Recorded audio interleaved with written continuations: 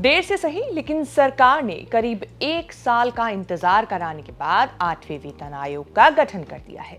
वेतन आयोग मतलब केंद्र सरकार के कर्मचारियों और पेंशनर्स को मिलने वाली मोटा जो इंक्रीमेंट होता है वो। 7वें वेतन आयोग में 2.5 गुना से ज्यादा इंक्रीमेंट मिला था। इस बार पिक्चर क्लियर नहीं कि कितना फिटमेंट फैक्टर होने से कितनी गुना सैलरी बढ़ेगी।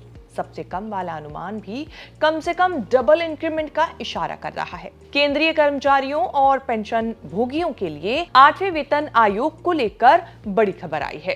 रेटिंग एजेंसी ICRA यानी कि investment information and credit rating agency की ताजा रिपोर्ट के मुताबिक नए वेतन आयोग की सिफारिशों के लागू होने में अभी लंबा इंतजार करना पड़ सकता है। रिपोर्ट में कहा गया है कि आयोग की रिपोर्ट आने में अभी 15 से 18 महीने का समय लग सकता है। वैसे महीनों का इंतजार का मामला सिर्फ इसीलिए नई या फिर चिंता की बात नहीं है कि इसमें 15 से 18 महीने का समय लग सकता है। सरकार ने जस्टिस रंजना प्रकाश देसाई की अध्यक्षता में वेतन आयोग बनाते समय ही ये क्लियर कर दिया था कि आयोग के पास रिपोर्ट देने के लिए कम से कम 18 महीने होंगे।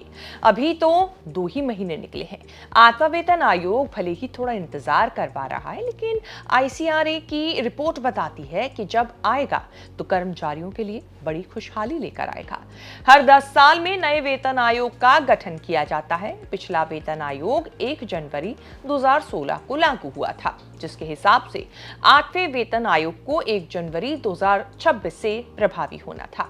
हालांकि ICRA की रिपोर्ट के मुताबिक प्रक्रिया में देरी की वजह से इसे जमीन पर उतरने में वक्त लगेगा। देरी की खबर सुनकर इतना भी निराश होने की जरूरत नहीं है।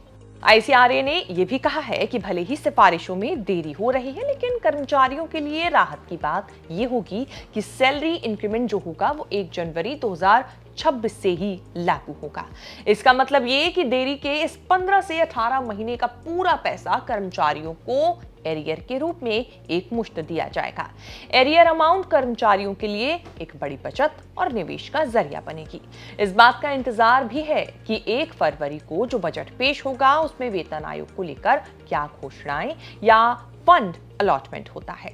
इस बात की उम्मीद कम है कि 1 अप्रैल से शुरू होने वाले वित्तीय साल में वेतन आयोग लागू हो या एरियर मिले।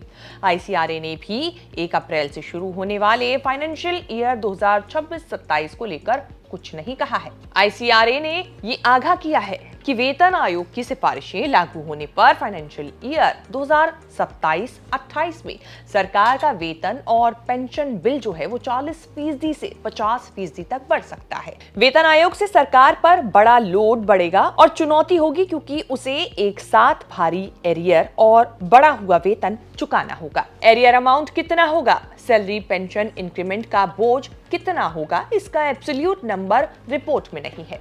ICRA की रिपोर्ट कहती है कि 2027-28 में आने वाले लोड के लिए सरकार 2026-27 में ही होमवर्क शुरू कर सकती है।